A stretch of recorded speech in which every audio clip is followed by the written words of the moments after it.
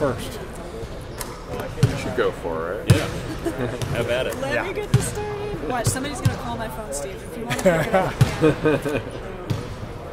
I mean, China has made such a mark on this preseason, and you guys have been taking questions about jet lag and stuff, but is there a point where you don't want to hear China? Yeah, today is officially the last day we're going to talk about China, at least me. And today, maybe not coincidentally, is the first day where I felt like our guys were actually here, present emotionally and physically. The last couple of days we were sleepwalking. Clearly the time change, all that was a factor. Today early in practice, we're still kind of running in boots. And about halfway through practice, it was like the light went on and we were scrimmaging and felt like the speed and the pace came back. So I think we're hopefully over the hump, and no more questions about China from here on. Javel described waking up at a weird time and then in turn taking naps at weird times. Yeah. Are you experiencing any of that still? I haven't been taking naps on purpose. I'm trying to avoid that. And I'm really tired at night, and then I lie down in bed and I stare at the ceiling for 2 hours. So it's just, I don't know. It's just been really a tough re-entry for me. Excuse me? Yes.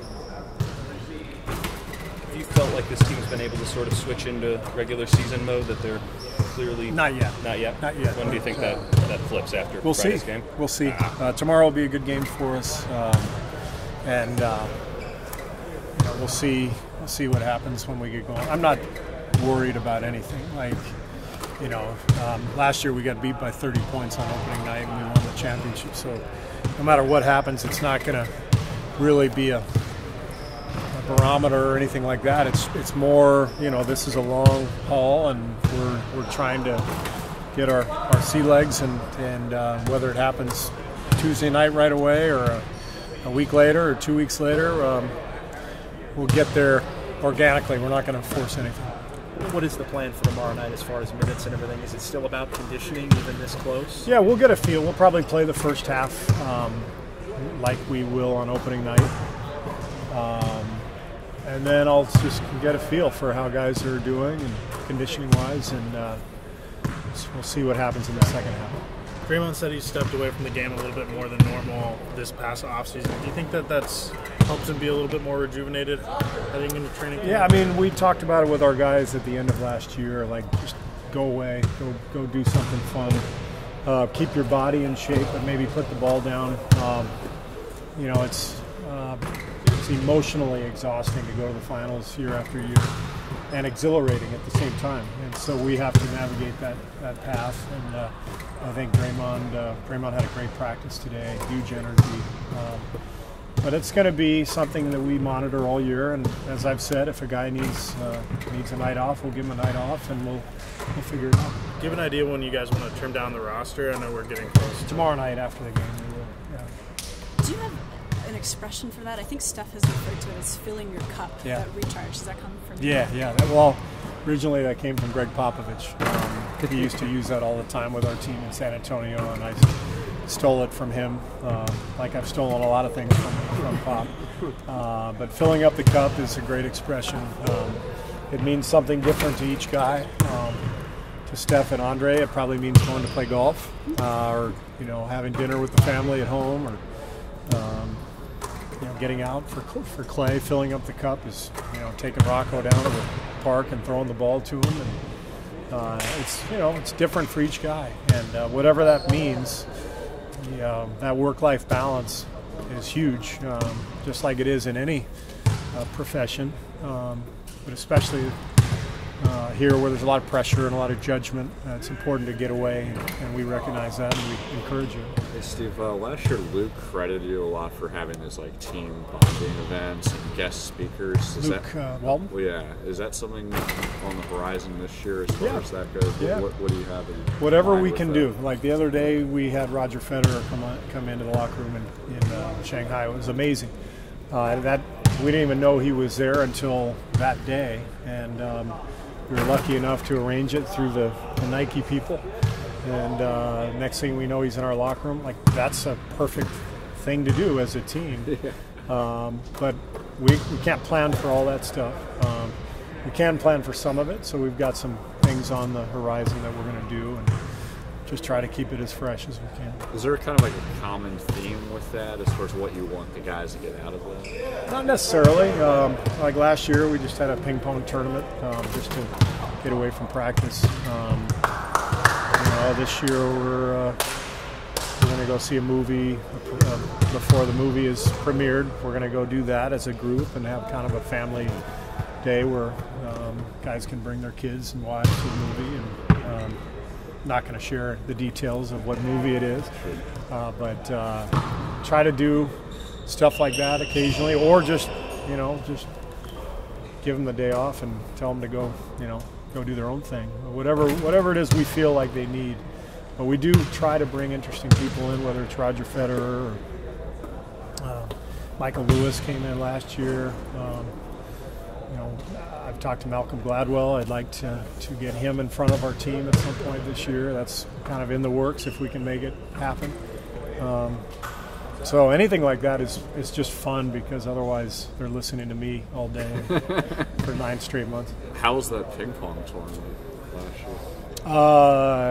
It was really fun. We went into the city. There's a really fun ping pong bar. I can't remember the name of it. Spin. There it is. Klay won the players tournament and talked a lot of trash. He even said to Federer the other day, Federer was taking questions. He said, I said, any of you guys have questions? And Klay goes, yeah.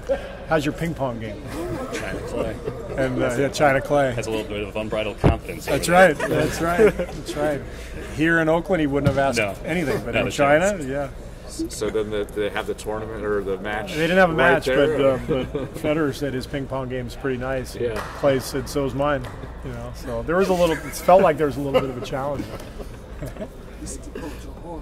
Something else basketball moves, how they always change and they reintroduce. Like guys are doing the step to the right. The travel. Yeah. Well, I do. I can say it. Yeah. The Euro step as well. Yeah. Aside from that one, I know how you feel about that one. Are there other moves that you've seen guys kind of start doing over the last 10 or 15 years? And you're like, man, that wouldn't have got, that wouldn't have worked, or that wouldn't have been a violation. Yeah, I mean, the two that the league has really had to look at from last year are the 3-point fouls where, I'm dribbling and you're guarding me, and I grab your arm and flail my arms, and we give the guy 3 free throws for no apparent reason when it should be an offensive foul. There's that one. And then the other one is same concept, maybe a dribble handoff, and you're chasing me, and I catch the ball and just, And I think all of the coaches are in agreement that, excuse my language, but it's a bullshit play, right? It's like it's one of those plays like if you did that on the playground, you get smacked. You'd get smacked. There'd be 9 guys looking at you like, come on, man. But you do it in the NBA and you get 3 free throws. So the coaches have all talked to the league. I think the league's going to do a good job of cleaning those plays up. We have to have some common sense. What's a basketball play and what's not? And when the players are doing a great job of fooling the refs with non-basketball plays, we need to adapt. We need to adjust. And I think the league is going to do that. We have to do a better job as players of not reaching, because that's where it really gets tough for the officials. If I reach and you grab my arm, it's like you watch it on replay 5 times, it's like, it's a tough play to call. But those are the kind of things. Players in this league are incredibly smart, and they know how to, kind of manipulate the game a little bit. And I think it's the league's job to not allow that manipulation, to keep the flow going, and just, make guys play basketball. The other one I guess they're emphasizing is the, close out too close. Yeah. Yeah, and I'm fine with that. The league has been protecting shooters pretty well over the last decade. When I played it, you didn't get protected as a shooter. Like if you released the ball, the defender was allowed to hit you right in the arm after the release, or run into you even. The league changed that, which I think was smart. You protect the shooter. What we are most interested in as a staff is that's fine. You got to give the shooter a place to land, but that means we got to run to the side of them. You know, if we're going to challenge shots, a shooter, you got to run to the side of him. And our whole thing is if a guy pump fakes and jumps 3 feet to the right into your path, that has to be an offensive foul. Otherwise, there's no way for us to challenge a shot. And that's going to be tricky for the referees, and that's one of the things they're going to be looking at. And we talked about that at the coaches' meeting as well, and it'll be interesting. Steve, I'm curious how you've seen Steph change. You just look at kind of his entire career, and obviously since you've gotten here, it goes from kind of a guy who couldn't stay on the court to now the superstar. And now with Kevin here, it seems the national perception, maybe Steph's not getting as much respect as he did when he won those back-to-back MVPs. He looked really good in the preseason. Looks like he's primed to have a really big year. How have you seen him change emotionally, and how have you seen his game adjust in this kind of new role? I think Steph is at his absolute peak right now, physically, emotionally. This is probably as good as he's ever going to be this year. I think he's better now than he was last year and the year before, and that's saying something. Yeah, that's incredible. He is the most impactful offensive player in terms of what he does to the defense. Maybe ever. Yeah. Like, you know, there's guys, obviously, you know, Michael Jordan impacted things, but the way Steph plays puts the fear of God into defenses like nobody I've ever seen. Is that gravity? It's gravity. It's nobody's been able to shoot off the dribble from 35 feet in a normal setting. But he does that, which changes the entire game. So everything we do revolves around Steph, you know. And you can talk about you know, where he stands in terms of the, you know, best players in the league. He's obviously one of the best. By that standard, he's the best. You know, if you want to just say who affects the game the most offensively, Steph's the best player in the NBA. But there's different ways of measuring that stuff. You know, from a two-way standpoint, if you like the two-way guys, maybe it's Kawhi Leonard or KD or LeBron because they're bigger and stronger and they can protect the rim or whatever. Steph is an excellent defender, though. He does not get the credit he deserves. Like there's a lot of guys in the playoffs who are great one-way guys. Steph he's a two-way player. He gets his hands on passes, he deflects the ball, and all you have to do is just look at the impact he makes every time he's on the floor for us to know that everything we do, everything we run offensively, the other guy's ability to make plays, Sean, Andre, Draymond, it all starts with Steph's gravity. And then what's amazing about Steph is that what continues to add to all that is his personal character and his unselfishness and the way he approaches the game. Like his usage rate is maybe 30th in the league. I don't know exactly, but you know, he could easily be like, why don't I have the ball? I'm the best offensive player in the history of the game. He could shoot it from 35 feet every time. We could run high screen every time, but he understands the power of the group, and he understands that Sean and Andre and Draymond and Zaza and David are all great passers, and as a group, collectively, we are a better team when everybody's sharing. And so that's what makes Steph amazing. I've said it many times. He reminds me so much of Tim Duncan in that he's got this incredible package of skill, arrogance, and humility. That's a weird combination. It's weird, yeah, but it makes sense. But it makes sense, and the result is this powerful force that drives our entire organization. Do you think that just because his game is so different, you can argue that he revolutionized the NBA in a way, but that maybe so. That we won't understand just how impactful he was, not only to this team, but to the entire league until kind of all said and done?